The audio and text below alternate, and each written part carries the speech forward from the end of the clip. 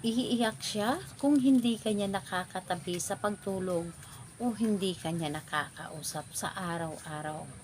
Hello mga guys, kumusta kayo? Panibagong araw, panibagong video na naman tayo. And sa araw na ito ay sana na mag-video ang aking tuturo sa inyo na simpleng gabay o simpleng pamamaraan na makakatulong sa atin. At bago ang lahat, gusto ko lang mag-disclaimer sa mga taong hindi naniniwala at hindi gusto ang mga kagaya nitong video. Please skip this video and maghanap kayo ng videos na gustong gusto nyo dahil ang video na ito ay para lamang ito sa mga taong naniniwala and gusto mag-try. Gusto nyo ba na iiyak siya dahil hindi mo siya nakakatabi o hindi kanya nakakatabi sa pagtulog o hindi kanya nakakausap sa araw-araw? Ito ay pwedeng gawin sa parehas ang kasarian, babae ito babae, lalaki ito lalaki. And pwede ito sa magkalapit at magka-LDR. And dito po ay kailangan natin ng ating gagamitin. Kailangan lamang natin dito ng larawan ng inyong target. So, yung larawan na yun ay pwede po na nasa loob po ng inyong cellphone or pwede kayong kumuha sa kanyang social media account.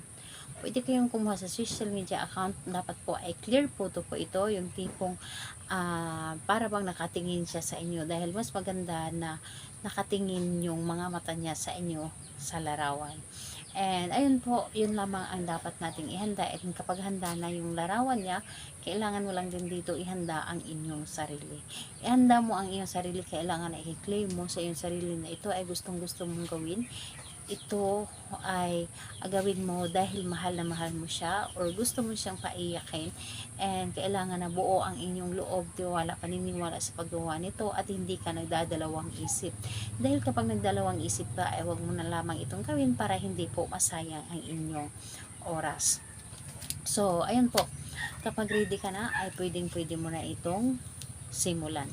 So, ang gagawin mo lamang dito sa isang larawan o sa larawan niya, titigan mo lamang ang kanyang larawan. Titigan mo lamang ang kanyang larawan na may buong pagmamahal, yung tipong para po yung nasa harapan mo siya na tinitigan mo, yung tipong nagkaharapan kayo, nagtitigan kayong dalawa, yun po ang gagawin ninyo. Yung tipong nagkagaling po talaga sa iyong puso na may buong pagmamahal, yung paggawa ninyo. And sabihin po ninyo dito ang kanyang pangalan ang 3 beses. Pangalan niya, apelyido. Iiyak ka kung hindi mo ako makakatabi sa pagtulog o hindi mo ako makakausap. Pangalawa po, ganun pa rin. Pangalan, apelyido, iiyak ka kung hindi mo ako makakatabi sa pagtulog o hindi mo ako makakausap. Hanggang 3 beses mo itong paulit-ulit na sasambitin. And ayun po, sa paggawa mo nito is kailangan gabi. Gabi po yung tipong papunta ka lamang sa pagtulog.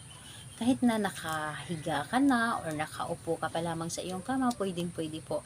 Basta po gabi ito, and mas maganda na sobrang tahimik na ang paligid, yung tipong yung kasamahan mo sa bahay natutulog na at tahimik na talaga ang paligid. Dahil kapag tahimik ang paligid, mas mabilis mo itong mapapagana ang isang ritual, dahil mas mabilis tayo mapapakinggan ng universe at hilingin mo sa universe na tulungan kanya.